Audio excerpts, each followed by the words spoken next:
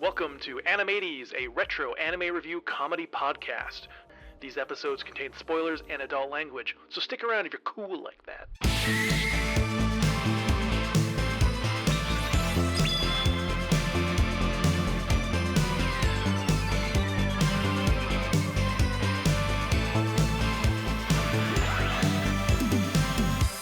Hello and welcome back to your favorite weekly retro anime review podcast. I am your war criminal host, Lindsey, here with your favorite new teacher, Mackenzie. How are you doing this week, Mackenzie? War criminals and new teacher? Yeah. I have an idea of what we're watching. Do you? But I might be wrong, but I'm doing all right. Okay. Hopped up on Slurpee. You already know who the studio is because I needed you to help me pronounce it. And how is it again? Oh, I hate you. Piero? There you go. Aha! Yes, this week we are traversing the galaxies, trying to find our way back home. We're watching. Oh, well then. I have no clue. All right, continue on. So when I was deciding what to watch this week, I did not what I normally do, which is go to my Pinterest board. I went to Tubi and just went through their anime section looking for anything retro. And I found this really cool show. It's like a sci-fi kind of deal where it's about three girls like making their way through space. And, you ever just like take a job that you're really excited for and travel really far, like to a different planet and then find out the job isn't there and you have to figure out how to get back home even though you're broke? Oh, my brain is flipping through a million things. We're not doing space pirates. No. Okay. So if it's not space pirates, then I don't know what we are doing. Well, I guess it kind of could be space pirates, but there's space cops in this one too. We are doing 1999's collab between Bandai and Studio Pierrot, Tenamonya Voyagers. Anything coming? Oh, okay. So you have to spell it a weird way. So what the hell is this about? Well, it's a science fiction comedy mech OVA series. Okay. It's a better mech series than Acrobunch was. It fucking better be. Could you imagine if I just gave you another terrible mech series? Acrobunch me twice in the same month, I might quit the podcast. You're like, I wanted to do this, and now I don't. No, this one actually is good. I mean, they have Bandai on this one, so it's they have to do something right with this. And Studio Pierrot does a lot of good stuff, so it was in good hands. But yes. This is a 4-episode OVA series about 3 women trying to get back to Earth for various reasons, whether it be, the job they went to go take on a different planet fell through, or the sports scholarship they went to go do on a different planet went through, or they're running from the law and Earth is a loophole where their crimes cannot be convicted. So okay. So we've got teacher, war criminal, and sport girl. Yep. And they're all being chased by a cop. I'm assuming an evil cop. No, she's actually not an evil cop. She's just a cop doing her job. There's a war criminal on loose and she's got to catch her before she gets to Earth so they can try her for her crimes. Oh man. Yeah, no, it's a really fun series. I really did enjoy watching it. It's only 4 half-hour episodes, so we're gonna watch the whole series of it. So we're gonna get a nice little whole entire story there. And it was great because when I was doing research for this, there wasn't a lot that came up in terms of research. So one of the top results was anime bath scene wiki. So back scene or bath scene? Bath scene. It's crazy. I love that the description is episode 3. Parela has a bubble bath in a 10-star hotel room. Thanks. Yeah. Oh, and then anime bath wiki. It also gives you the pixel size of the show, so it's 300 pixels. So it's not a very high definition scene apparently, but on Tubi it's in normal probably standard HD, definition. Yeah. I mean, this is one of those series I could probably do with a remaster, I think, just to really brighten some stuff up because there is a lot of really beautiful detail in the animation. So it's actually like well done design-wise too then. Mm-hmm. Interesting. I'm interested to see what your thoughts are on this series. I'm looking at a cover of it. All right. It looks cool. I'm into it. Yeah. I think you'll enjoy it. I mean, I never know. I'm You're gonna come hoping back and be so. like, this is the worst. Because I had the worst thing I think we've ever watched, and then an okay middle of the line, so I'm owed something good. I've given you so many good things recently. Fine. I think this is better than what I've been giving you. Great. Well, then I'm excited.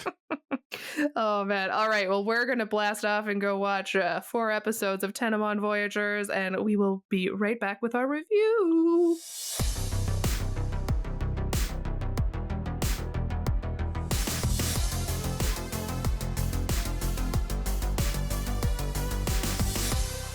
All right, my friends, we are back from watching 4 episodes of Tenamonya Voyagers. And Mackenzie, I'm going to ask you, did this series blast off into your heart, or did it not have enough money to leave the planet and go home?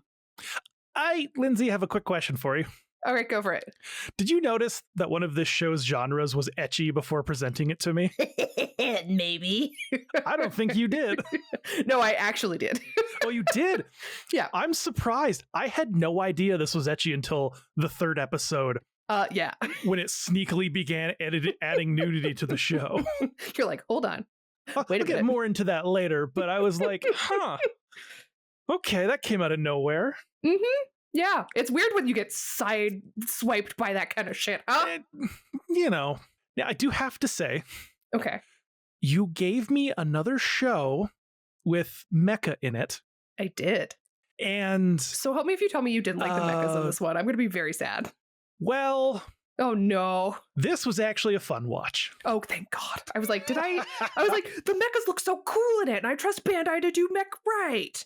Okay, good. I'm glad. Like, you're hit with these epic mech battles that are so well animated.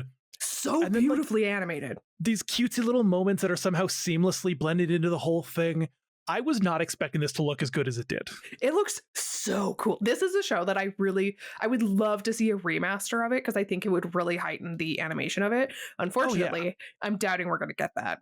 Duh. I did not expect it to sound as good as it did either. Mm-hmm. The English voices didn't suck. Yeah, no, I loved it, because we had the voice of my childhood, Maggie Blue O'Hara. Hell yeah. I know, who is also in Monster Rancher. She's Holly. She's been basically in like so many things of my childhood, and I love it. So many of these voice actors sounded familiar to me. Mm-hmm. And it turns out that's because almost every single one of them had major roles in Dragon Ball Z. So that's how you knew them. And the music, with some exceptions, was decent, and the general sound design was decent too. All right? Yeah. But about that exception. Yeah, what was it? The intro song. Okay, so apparently the intro song was from a show in Japan. It was like a comedy variety kind of thing from like the 1960s. I think it was late 60s and early 70s that got canceled because it ended up being a terrible influence on children. Well, the song is a terrible influence on my ears because it sounds like some fanfare drumline college football ass sounding bullshit. Yeah. And I hated it so much. I've heard other OPs that sound like it before and was fine with it, but this one, it sounded like stock music I'd get from Envato, and it drove me fucking batshit. Like, episode 1, okay? You're starting with these very intense explosions and this monologue about war, and you're like, ooh, we're gonna get serious. And then it's like, they're like spinning in laundry machines. It was, the intro animation, perfectly fine. Oh, yeah. The song, oh. I didn't have the same feelings as you. I thought it was really fun. I usually just use my computer speakers. I had my headphones on for this one, and I was like, whoa, the shit is this? Terrible. Just threw them across the room. Terrible. But music aside, I didn't hate the characters either. Mm-hmm. I thought I was going to hate the teacher, Ayako, Oh, yep. but her silly haiku writings tended to save her. Oh, I loved them so much. She was my least favorite, but she's still fine. Mm-hmm. I agree. I think my favorite is Mako. Oh, yeah. Mako's pretty cool. And then Perila. And the police officer's pretty funny too. She was so cool. Like, she's like, gets all these noir monologues where she's like giving you some lore, but sometimes it's the same lore you've already heard, but you're like, you know what, you do your thing. Yep, Exactly. She looked cool. I love that they're like, she's 22 and she's already leading this because they just needed to put her somewhere because she wasn't great anywhere else. She's just violent and angry. She was too aggressive. Hey, people, if you're listening and you're somehow a police chief, if your police officers are too violent and aggressive, just fire them. Yeah, maybe. That's usually the better bet. Like, Anyways, this isn't a show about police reform. Well, let's talk about what I watched, because there's some shit in here. There's definitely some stuff in there. So yeah, we get that intro, explosions, monologue, terrible music, yada yada. But then we jump into some like actual epic space battles. Like, legitimately looks like a Gundam episode, zero complaints. And we're learning about like the Big Three, the criminal organization that's trying to take over the universe and cause all kinds of trouble. Oh no. And we're like at one of their space fortresses and the cops show up and they literally ram their ships into them, inject cops into it. And for some reason, our police lady decides to drive her police car through this ship. It's not even like a new car. It's like a 1970s sedan. Mm-hmm. She's like trying to find the leader, which is both the stupidest and funniest shit ever. It just doesn't make sense, but it works, I guess. Yeah, she's from Earth and she doesn't care about the rules. Oh man, you could have had like a hovercraft, but nope. Keeping a classic.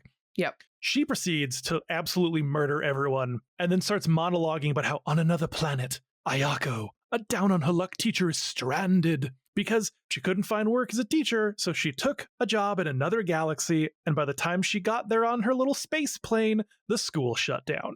Yep. Which really does feel like the current job market. Oh my gosh. Yeah, that was me with a Netflix gig last year. Yeah, that was something. That was not fun. But girls got like $8, and apparently long distance calls take like 4 hours to connect and cost 1,000,000 yen a second. Yeah, isn't that insane? I would never call home. And her mom just hangs up on her. She's like, no, you just charged me all of my life savings for this. Yeah, you just charged me 10 million yen. Get out of here. Oh. But it's okay, because she was going to teach at a school where she knew a student, Wakana. And she's also been thrown out because the school's been closed. Could you imagine sending your 16-year-old like across a galaxy and they show up there and there's no school? Yeah. Like what you can't just not give the kids like a ticket home at least. Right? Like there was not due diligence on the school's part. Well. The two have no money and no way to get home. Yeah, they're fine. That is the least of their problems because a giant mecha falls from the sky and inside is Pariah, who they just decide to make friends with in a laundromat while they wash their clothes that got dusty, because that's just how they are. Yep, because they've got enough money to do laundry. Yes, and apparently this 35-year-old sounding woman is actually in high school. No, I was expecting there to be like a reveal of like, haha, I'm actually like 28 or whatever. But nope, she's 16. It would have been preferable if they did. I agree. But no, she's in high school and she's gonna travel with them back to Earth. She's always wanted to like try at a new school on a new planet, like a new frontier. So they go to a hostel, and Wakano, being all like sporty and good, is like, we need to go to bed early so we don't sleep in. And then you jump cut and they are running for their lives trying to catch this like train ship, and they are huffing. Oh man. Yeah, poor Ayako is just falling behind and they have to end up dragging her onto the heels are just sparking across the concrete. Yeah, oh man. You know, no issues. They make it, they get there. I fully did not expect them to make it. No, I was like, oh, they're gonna get stuck and have to steal something. No, they make it. Yep. And you know, that sounds like everything's going good for them. But it turns out that Pariah is a wanted criminal. Oh no. She was picked up on airport security. And then we get a 30-second infographic about boxed lunches. Yeah, that was weird. I don't understand why. Just to like transition to them eating lunch on the train? Like, just go to them eating lunch. 100%. I don't understand the need for like... this whole like context. Like, just show them eating. It's fine. We understand humans need to eat. Yeah, well, this is followed up with Ayako ass up looking for her glasses on the ground. Oh my gosh. I mean, at least there's no upskirt shots yet. Well, that was the thing. It was also like there's no upskirt, there's no nothing. But then when they zoom in on her eyes with the glasses, they look like little testicles. Yeah. It's like, I don't understand. Why do they look like little testicles? I have no idea. It was a design choice for sure. This ass up, panties almost showing scene is cut short when the whole ship train, it's like a train, but it's a ship. Yeah, but it goes through space. I don't know. But it gets attacked. And Pryla loses her shit, gets in a spacesuit, cuts a hole in the ship, and then proceeds to attack and destroy a bunch of mech with just a laser sword, and then gets in a stolen mech and repeats the fucking process. Mm-hmm. Girl's insane, and I mean that in the best way. 100%. She is a firecracker. She is not going down without a fight. She will fuck you up. Oh, man. And just when I was like, oh, okay, she's coming up against like a bigger, like stronger mech, what's she gonna do? She pulls a card from her chest that's on like a chain or whatever, and just like inserts it into this mech, and somehow it has a magical girl but evil looking transformation. Yeah, this card is insane. And like it changes the style of mech a little bit. It adds like a gold color. It increases the metal strength somehow. It makes no sense, but it's just like, I'm not even mad. And she just fucks everybody up, and no notes. Incredible scene. Yeah, it just made everything more awesome. Like she should follow a wormhole into another dimension and kill Acro Bunch, because that would bring me great joy. You're like, I have a job for you. Anyways, the police show up. Instead of fighting with them, she just gets back on the train ship and hijacks the main engine car. She's like, go to the back of the train. And I think it's Ayako who's like, but they're the pilots. Yeah, exactly. And then the angry policewoman just shoots blindly into space while Ayako like yells about how she's falling from grace. Yep. I was a teacher 28 days ago. I only graduated. And now I'm a wanted criminal. Like, oh, it's so good. And so we start episode 2 with Pryla crashing their ship into the ocean to hide it. But then it just ends up getting blown up, so they have to swim for safety into a deadly hot desert. Yeah, why not? And we jump cut to our hottie McPolice officer, who they made sure to add extra nip in this scene just so you can see it on a pitch black shirt. And she's talking about how Pryla used to be a crime boss until they cut her loose, and how she's deadly and evil. Again, she's 16. Yeah, and then like apparently Earth was in a loophole when this law was made that makes it a haven for criminals, and anyone who lands on Earth instantly gets their crimes forgiven. I know, which I was like, that's a pretty significant loophole that you think they would fix immediately. And they're like, we got to get there before they change the law. Just change it now. It shouldn't be that hard. I know. I don't understand. But, oh well. So anyways, all the top crime bosses are like having a fancy meeting about how they need to kill Pryla because she's garnering support and it's dangerous for them, and they want to maintain peace with the family, so they've got to deliver the head. Yeah, right? Like, oh no, the 16-year-old. It's a pretty loose like motive for this. Oh yeah. And then we cut back to the girls who've made it to a city carrying a piece of coral that Pryla stole from the seafloor to sell. And other street vendors are not having it. They're like, get off our corner. Yeah, literally, get off our turf, hey? What are you doing here? Hey, that's my corner. Who said you could sell there? I'm selling here. Come on. They end up in like weird New York. Yeah, and Pryla just like takes them out back and shows them what's what. Holy moly, just like takes no prisoners. But then Ayako, being an innocent fucking goody two-shoes dumbass, calls the cops and gets the girls accidentally arrested. Yeah. Is it because Pryla's on the wanted list? Nope.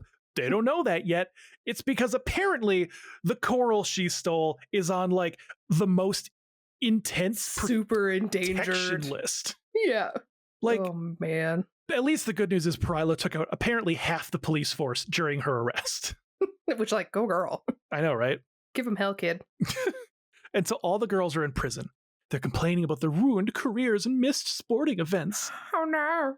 And for some reason, Wakana always has a change of outfit, no matter where they are. Like, she's in prison and all of a sudden she's in like a karate training gi and she's just like doing some workouts. Yeah, she's like, I gotta get my workout in. I can't be, you know. And it's a bit I liked. I do like that every single time they're in somewhere new, she just somehow happens to have a different outfit. Right. She just makes something work for a workout. Doesn't carry a bag, like, nope. But she's always got another outfit.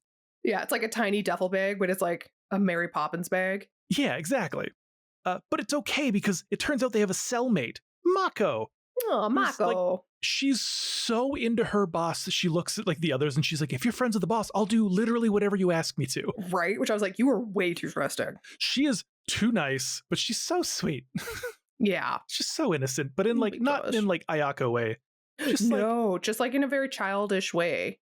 Yeah, I mean, she's fucking 14, so. I know, I was going to say, she's like 14, so it makes sense. And of course, Ayako is writing haikus while this goes down because she writes one every time she's stressed. Because why not? I mean, hey, it's a good way to deal with your emotions, I guess. Well, Mako's big crime was dine and dashing. Oh, man. And she's like getting let out because that's not that big of a crime. And no. Pryla's like, come back with some equipment tomorrow. And I'm pretty sure Mako thinks she's talking about sex toys because she like looks at her and like does this with her finger. She's like, really? And Pryla's like, no, you idiot. I mean, some stuff to break out of here. Oh, man. Maybe I'm too innocent, but I was like, I did not catch that. Well, me? We cut to our policewoman Tatsue, and every time this happens, she gets like some college fanfare music that both infuriates me and makes me laugh. And she gives the most serious poses and like just stares into the distance for whatever reason. She's always got her fedora on. And then we cut back and it's time for the girls to rot in prison for 50 years because that's the charge for that coral. Except they would be, except for Mako is to the rescue. Mako. Kind of. She like arrives with this mech and then they try to escape, but they're fighting the whole time. Yeah. So they just like crash land back on the planet? I guess, yeah. Tatsue, the police officer, gives a sexy voiced monologue about the true identity of Pariah. Man, her voice is so good. I love it. And she's like talking to the girls and, you know, it's the end of the episode and it features like a sweet song and an even sweeter mecha battle. Hell yeah. Because the girls are like, we ain't done yet. We realize she's a criminal, but you also still want to arrest us. And we want our records wiped clean. And they're not just fighting with like guns and lasers now. These are like doing karate. Yeah, it's insane, these fights. And I'm like, what the hell? How are you doing that? And it's like all the girls are crammed into the cockpit the size for like one person. They're all like, why is it so crowded? She's like, it's for one, get out. They're like, we'll never leave you. And it wouldn't be the end of an episode for this show if she didn't pull out her card, Magical Girl Transformation, her mech, and kick Tatsue's ass. Oh, absolutely. She like, oh man, like this card. I still don't understand how this card. Like, did she get it on the black market? Oh, it's from the crime families. I was gonna say it must be from the crime families. Yeah. Because I feel like the cops should have these cards. Well, they don't know how they work. So even if they did the special technology that like, it seems like you just slip it in a floppy disk drive or whatever. Something like that. So we jumped to episode 3. And the girls are currently marooned on a personal pan-sized island while Ayako is teaching Mako about farming because she assumes this is where they're stuck for the rest 100%. Of their life. I mean, like, it's sound logic. Yeah, and like Wakano's working out and Pariah sunbathes in a swimsuit that almost gives Golden Boy a run for its money. Holy moly, that swimsuit was not much. And like Pariah doesn't think that their current situation is her fault. No, because she never does. No, and like Wakana's like, hold on a second here, let me show you why. And it's like a slideshow of all the crimes that they did before they got stuck on this island. And it's like robbing a bank, dine and dashing, stealing a bicycle, raiding a watermelon patch. And I'm like, this is fucking incredible. 100%. I love it so much. I was thinking like crazy ass crimes were about to be shown. Nope. And the worst was robbing a bank. Yeah, it's just like kind of semi-petty theft. Yeah, like we stole 8 watermelons. Oh no. Unless it was those fancy like pyramid shaped ones. That's true. They were shaped, I think. You're right. Oh man, but those things still, are so expensive. They're like $200. Oh my gosh. So as is happening, Mako just keeps learning to farm because that's just how she is. Yeah. Whatever you say you need her to do, she'll do. She's like, am I doing good, boss? Yes. Yeah, exactly. But this is cut short because a giant wave destroys the island, sweeps them out to sea, and then they are picked up in a giant net full of fish by a fishing boat. I'm like, how did they not die in this wave? Like, that was massive. You can't just kill them on episode 3. I mean, I guess, but also holy moly. Oh, yeah, that's fair. They like end up getting fed by these fishermen and they're flirting with them a little bit, but they're actually being pretty respectful. Yeah, they're super lovely and they're gracious about their rescue and them sharing the food with them and everything. And then this is interrupted by what I can only assume is the anime bath scene wiki page entry you were talking about. It is. It definitely is. Because Perila's Tatilas are floating in the bubble bath. Oh my gosh, you did not just say that. And they're like, how did we be able to afford this crazy, amazing penthouse suite? Yeah, they're like, we can barely afford to get back to Earth. How are we going to stay here? And then Perila's like, and it just shows like a bunch of the fishermen tied up and like robbed blind. I know.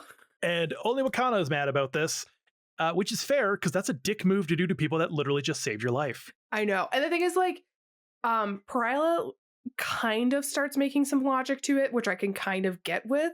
But then she's like, when we get back to Earth, we'll send them something. And I was like, oh, like, she'll pay them back once they get to Earth. And she's like, like a postcard. I was like, oh, right, you lost that me. Bitch. I had the same emotions where I was like, oh, okay, this is going to be fine. Mm-hmm. Everything's going to be great. Nope. Absolutely not. This is the point where I noticed that as the episodes go on, they are slowly introducing more and more fan service. Mm-hmm. And I was worried for what was going to happen in episode 4. So keep that in mind. Yep. So the girls decide, this is such a stupid fucking episode. They decide to get dressed in fancy dresses and go gamble to make some money. Mm-hmm. And they go to a noodle house that is apparently secretly a casino. I mean, you gotta operate in the underbelly somehow. Basically, you get given a bowl of ramen that after you eat it, you actually have to eat the ramen. There's a card at the bottom. You choose your random bowl. There's a card. And then you place your own odds, which is crazy. You could just be like 1,000 to 1.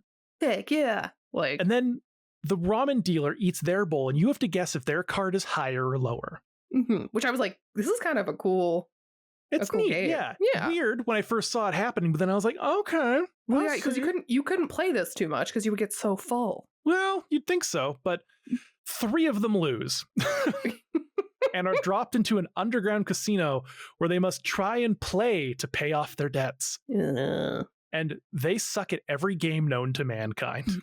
Mm-hmm. And keep getting sent lower and lower and lower until they're on like the basement level with like a $400,000 debt. Oh. But what about our good teacher Ayako? Oh man, what about She's her? still up there. Well, she never lost ever at all. Nope. She just kept playing and playing and playing and playing and playing.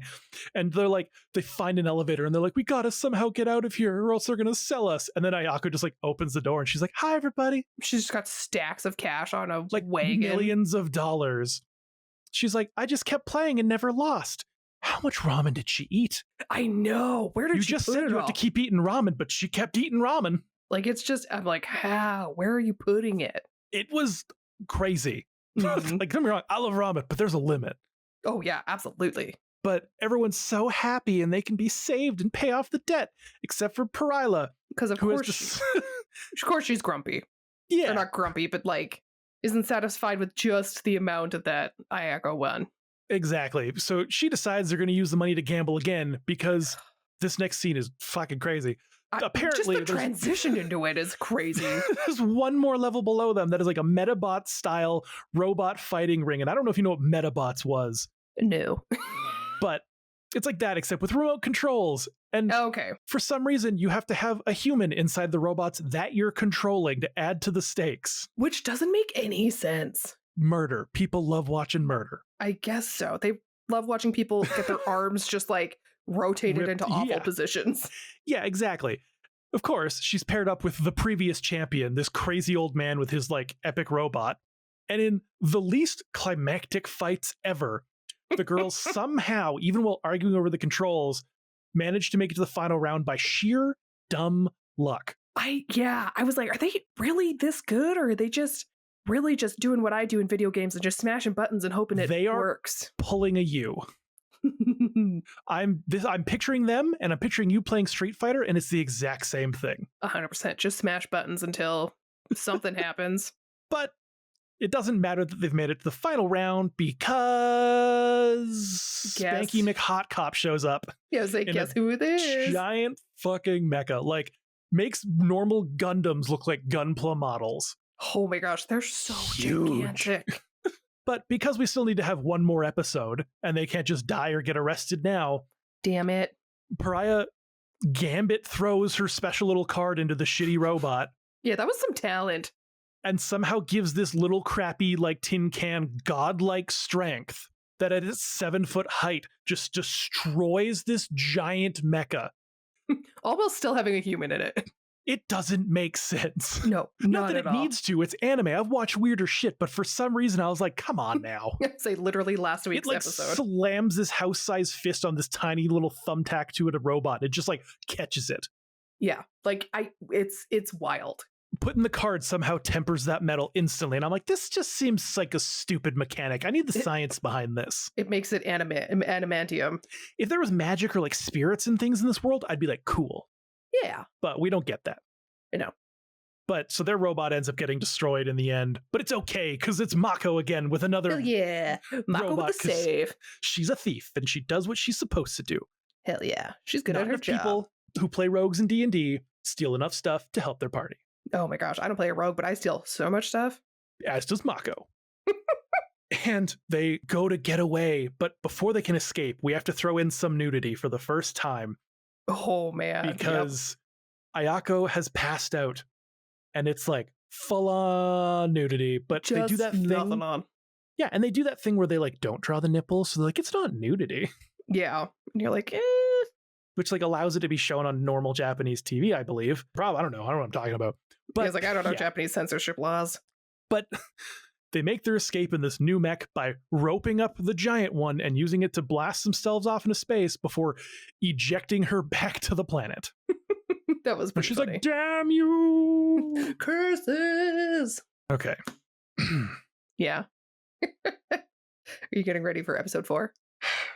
Episode 4. I fucking called it. The whole start of this episode is everyone wearing literal strips of paper or random shit while roasting inside this ship they stole. And for some reason, Ayako's teacher tatas are like 4 times their size from the last episode. Huge. And everyone else's asses are way bigger. I know. I was like, how do they all have porn star bodies? Thank fuck the animators put the 14-year-old in a normal ass swimsuit. Oh my gosh. Good yeah. fucking lord. I mean, And that's the at least something. The trash they're wearing keeps changing as they explore the ship. They just keep Which- finding new stuff. I'll admit, made me laugh every time. The part that I laughed at was when Pariah bends down and she puts the fan to cover her butt. So good. I loved it so much. And then, of course, they're walking along, but we got to go through a room where the sprinkler system is going. And we got to get all wet now, too. Well, but it's not doing sprinklers. It's only doing steam because the AC is not working. Ugh. Yeah, well, still, they're all dripping. I was like, they're not the only ones, probably. Yeah, I love the trash changing. I think it's a great little mechanic or bit in the show. But they keep walking and they don't find any bad guys. Mhm. It's just literally a reason to see them wearing random ass shit. Yeah, it's just being like, yeah, this ship is malfunctioning and there's no AC and it's really hot. So what are they gonna do? But they do find a passed out girl in her Calvin Klein underwear with giant pokies going on. Because of course they do. Oh man, watch your eyes. But also, I will give them credit, and this is probably my favorite cover-up, is Pariah goes to, is only covering her front. She goes to bend over to look where this girl is laying on the ground, but there's a thing in an antenna or something in front that's blurred out because it's in, foreground. No, it's the fan. It's the fan. No, it's this little tiny black strip. Oh, okay, yes. Yeah, this is different. And she bends over and it's just the foreground blur just covers her vajay. And I was like, okay, that's got me thinking of Austin Powers. Yeah, it did have big Awesome Powers vibes. Which I love that intro in Austin Powers. I love when they do that. It was so good. And remember what I said about Mako and the full swimsuit being a nice thing they did? Well, ignore that. Because she finds a refrigerator and jumps onto it fully naked with the only thing covering her parts are the Japanese text overlays telling us that it's a fridge. But turns out Ayako was already inside of it, and she's like eating dessert tofu and reciting poetry as she has like a mental breakdown. Yeah, she's just trying to like visualize. She's using the power of visualization to like be like, the AC is working. I am cool. I am. This tofu is ice cream. Yeah, exactly. And like, that was pretty funny. I had a good laugh at that. There are a lot of good little bits and jokes in this show. Or like when Wakana bends over and she has the weights around her body. Oh, man. it's so stupid. Yep. And so we jump back to you're under arrest for being too saucy police officer Tatsue in another noir monologue about her going to a planet that I'm not going to try to pronounce the name of for reasons we already spoke of, because that is going to be easily to fuck canceled. up. And she goes there because she wants to train while the police make her a better, bigger mecha to take on this little card that this girl's got. Mm-hmm. But her training is just her sitting sadly in a cold waterfall with her tatas out. Yeah, it's basically just like New Moon. She's just sad in a waterfall monologuing. Yeah, it was funny, but I was like, oh, I thought we were going to get like a cool noir gun shooting training scene, but nah. Right? No. Water tatas. I don't know if you ever sat under a waterfall, but it does feel good. Nope. But next time I go to the gym and I have to shower after I work out, I'm just going to think water tatas. And you're going to laugh. I will laugh. See, if you laugh in a gym shower, it's not a big deal. If I laugh in a gym shower, someone's going to think I'm making fun of them. I would say, yeah. See, if I laugh, better way of phrasing that is, if I laugh in the girls' change room at the gym, it's fine. But if you laugh in the girls' change room at the gym, it's weird. I'm getting my ass kicked. So anyways. It's like that episode of Ranma that I just watched. God, I love Ranma. Love Ranma. We will definitely be reviewing the new Ranma when it comes out. Oh, absolutely. Hell yeah. So speaking of tatas, we cut back to the girls need to get across a swimming pool and like, well, let's just swim. But then they're like, it's boiling. Yeah. So what are we going to do? And for some reason, Mako's like wearing this giant inflatable, like wrapped around her like pool floaty duck thing. Yeah. And she just like blows into it and it goes like 40 times its size. How convenient. And they just like fly across this water, fall into it, jump out, losing all of their clothes, of course. Oh, absolutely. And like till they on their way to the bridge so they can get away. And then we have a random scene in a really, really long elevator where they're just like telling naked ghost stories. It's so random. And I was like, what? Okay, sure. And then there's like a bridge, but they need to press a button on the other side of the bridge on a door. How are they going to do it?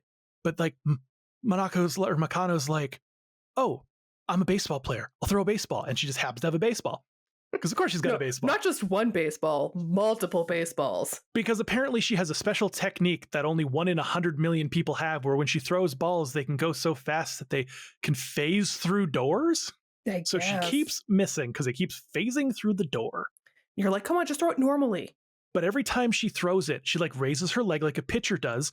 But they got to do a quick zoom in on them toes with like light shining on them, glistening. And I'm like, guys, so what in the Quentin Tarantino is this? This episode was directed by. So she finally makes it and they get across the bridge. And then for some reason, we get like 30 seconds of them moaning as they walk in the heat. Just like, yeah, it was a little too porny for me. Yeah. Bruh. I was like, women can make different noises when they're in discomfort. Anime, they can't. No, I guess not. And so all of them are walking, and all of a sudden somehow something happens and the ship breaks again. But instead of heat, it's now naked and cold. Except for Mako, who is now in a full Olympic skating outfit. This whole thing, I'm just like, what is going on? And she's skating around and she finds an escape pod because they now need a pod because they're being pulled by the nearby sun's gravity, which should have been the issue from the start. But now it's like it's I feel like gravity like affects you for quite a distance. And they're like, all right, we're going to get in the ship and we'll be good to go. But plot twist, motherfucker. Oh man, guess you weren't expecting this. The girl they found is actually a cop. No. And for some reason, while she monologues, she's feeling up Perila. Like really intensely. And I was like, this is random, but okay. It's a different kind of body search. It's okay because for some reason, Mako throws scallions in her eyes. So random. It like, she's like, oh no, my eyes, the scallions in my eyes. And I'm like, why is this affecting you so much? What in the mid 2000s YouTube video is this? My eyes. And so they like go to get some escape pods, but even though her eyes are fucked up, she gets in one and Mako gets in the other, and those two just blast off. And you're like, oh shit. Well, in the most boob-looking skate pods. Oh, yeah, they do look like boobs. I was like, these just look like titties. Damn it, I just didn't realize that. They're like, what are we going to do? The sun's going to fuck us up. And they're like, we'll use the sun's gravity to fling ourselves. And it's like, but the sun's pulling you in, not around it, but okay. Yeah, like, I guess you're going to try and slingshot yourself? I don't know. There was a movie where they said that could happen. I don't remember what movie, but The Martian? I don't know. Anyways. Apparently, this ship is controlled by human movement. So Makano does a gymnastics routine to save their asses thanks to her rare athletic ability, because apparently if she's pretending to throw a ship with her body, it'll also cause it to phase through whatever. Yeah, the logic is not super concrete here. So they get away from the sun. And you're Thank like, goodness. You cut back to police lady Tatsue, and you're like, oh, we're going to get some fucking shit. It's time for us to get our big battle. She's got her new mech. Like, it's going to be so fucking cool. They're going to do this battle. They're going to get to Earth, and we're going to be fucking rolling. No, motherfucker. It just ends. Yep, 100%. With a, what will happen next time? What the shit was that? Yeah, and the thing is, like, I was trying to research, because I was like, why does it just end like this? And there was, like, nothing online with, that gives an explanation to this. Like, the theory is just the first couple episodes didn't get really good ratings, and so they just stopped. No, I guarantee exactly what it is. They did the first episode, they're like, They did the second episode, they're like, let's kind of make a little bit more, a couple sexy jokes. They hit the third episode, they're like, all right, put in a little bit of nudity. Yep. And then they're like, shit, it's still not working. Fourth episode, throw in all the fan service we can, make it as, titty, titty, titty, titty, titty. And then when that still didn't work, they just were like, well, we're just going to tack on the end. We'll see you next time. Yep, exactly. And I was like, oh, it's a shame, because I would love to know how this ends. Like, I would have been happy to watch another 4 episodes of this. Even another 2, just something. Even another 2, yeah, or even 1. Or just give us some sort of closure. Ended. Give us some, even if it's like a rushed closure, just to finish the story. I don't care. Like, yeah, I know I'm jocking on like the fan service, even though it was done in a funny way. It was, yeah. But it's still a good show. Exactly. I still enjoyed it. Yeah, exactly. Like, I'm not mad I watched these 4 episodes and, it's 2 hours of my life. Like, I enjoyed it. Like, the animation is really cool, and there's a lot of cool fights, and the plot's really fun, and it kind of it's not super predictable, which I like. But yeah, it just ends, and you're like, come on. I like Googled into the Japanese version. I was like, oh, maybe there's like an episode extra in like the Japanese version where I can like, message you and be like, hey, let's watch one more because it's the finale. No, nothing. I was so pissed. I know. And that's why I said at the beginning, like, I would love to see this show remastered, because I think it would be really cool, but it's not going to happen because they just abandoned it. Yeah, it's kind of like Soul Bianca, but like a comedy, silly Soul Bianca. Yeah, 100%. If Soul Bianca didn't take itself seriously. Yeah, because they're technically both trying to get to Earth. Yeah.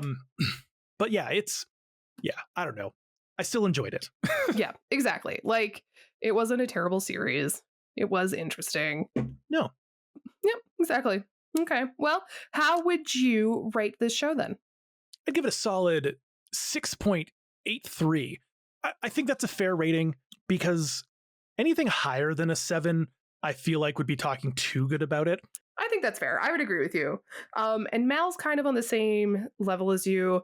They rated it 6.23. And a lot of the reviews I read were like, I really liked this series and I want to give it a higher rating, but because it's not finished, I don't feel like I'm able to give it a higher rating, which is completely fair.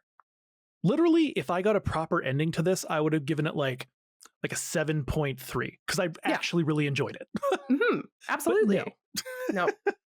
No, because friggin' Bandai, or, whoever else. Piero. Oh, well. Yep. Oh, well. All we can do is enjoy the 4 episodes that we were blessed with. Oh, man. Well, that was Tenamonya Voyagers, everybody. If you enjoyed this episode, please rate our podcast 5 stars and subscribe to us so you don't miss any of our upcoming episodes. And we also have social media we would love to interact with you on. We are at Animates across all platforms. We've got some fun YouTube content that's been coming out. So, subscribe over there so you can watch me blindly rank Digimon, or not Digimon, oh my gosh. Blindly rank Dragon Ball characters that Mackenzie gives me, and I have no idea who they are. And